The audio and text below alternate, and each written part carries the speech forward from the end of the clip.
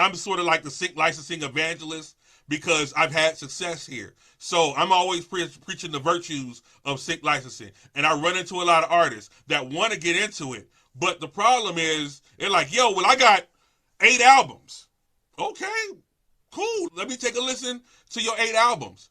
It's either conceptual or it's vulgar or it might have a commercial edge to it, but not the commercial that we're talking about when it comes to dealing with corporate entities.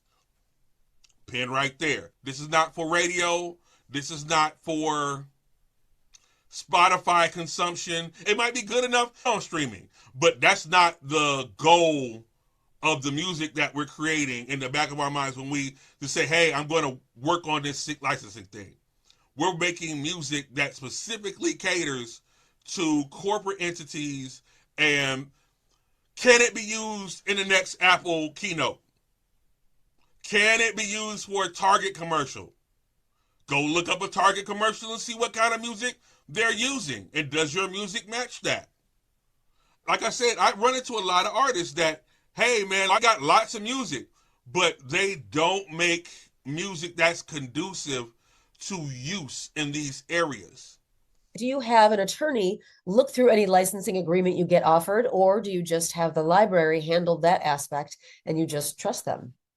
The way libraries work is you do a deal with the library and they do what's called an admin deal, and you give them the go ahead to act as you on your behalf.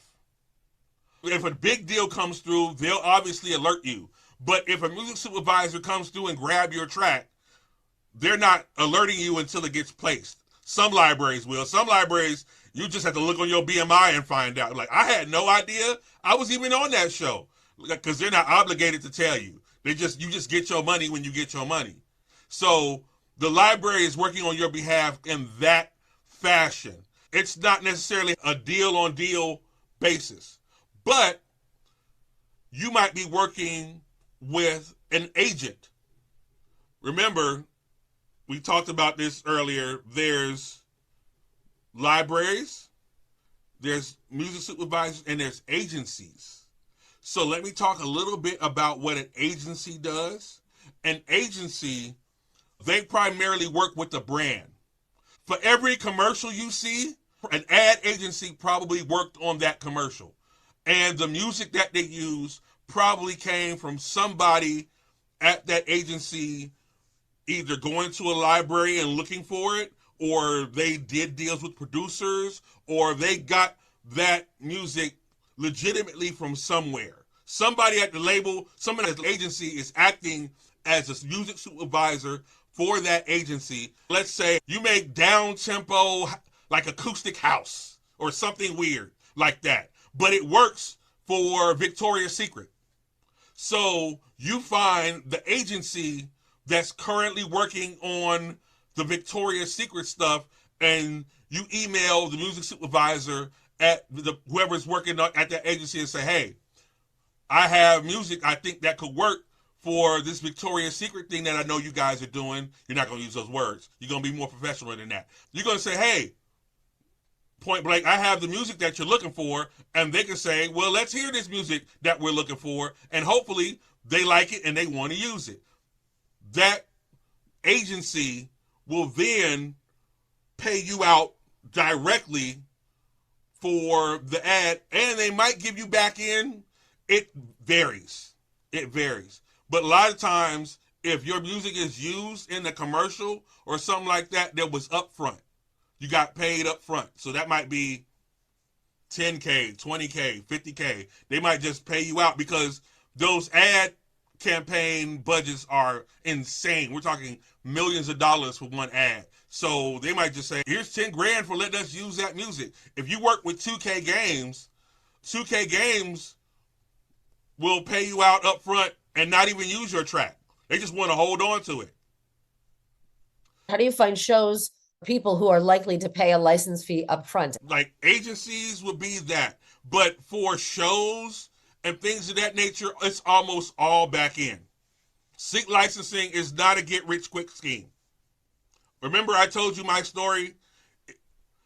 It was a year before I even started generating revenue, even though my music was on TV. It was on TV currently and had been playing for 6, 8, 10 months before I even saw a dime. It's definitely a marathon and not a sprint. So I typically work towards next year. My workflow, I'm thinking if I get these placements now, next year I'll receive this. I can continue working on the next run of placements. I'm working literally a year out. BMI pays out in quarters. So every quarter, every 3 months, you get a check. So it's not every month or every week. Every 3 months, you'll get what you made for 6 months ago or 8 months ago.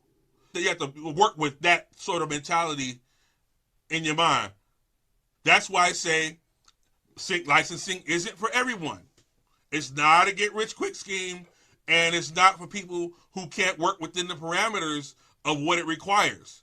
Are you saying music needs to be universal and avoid music that seems personal with names and specific people? So, yes and no. It depends on the style of music that you make, but some of the things that I typically try to avoid, I typically avoid name dropping in my sync music, because what if I say, hey, my Rolly Don't TikTok, and then Timex wants to use my song for the commercial, but I put Rolex in there. They're not going to use my song now. She think like a Burger King burger, and then McDonald's wants to use it. They can't use it now because I name dropped. I name dropped the product. So it has to be universal in that nature to where any brand can use it. Or I make basketball references. Now I can't use this song for football. NFL wants to use it, but the lyrics are basketball specific. Things of that nature, you have to know what you're making and for who. Now, will I make basketball specific music? Absolutely, but I'm going to point it that direction. I'm going to find a library that wants to utilize that sort of music, and then I'm shoveling that to them. If you're really specific, when it comes down to lyrical content, if you're making really specific music, chances are they might shy away from it. I don't know. I can't say for sure because I've heard specific lyrics on all kinds of shows and things that they're like, wow, this is oddly specific to the scene that's going on.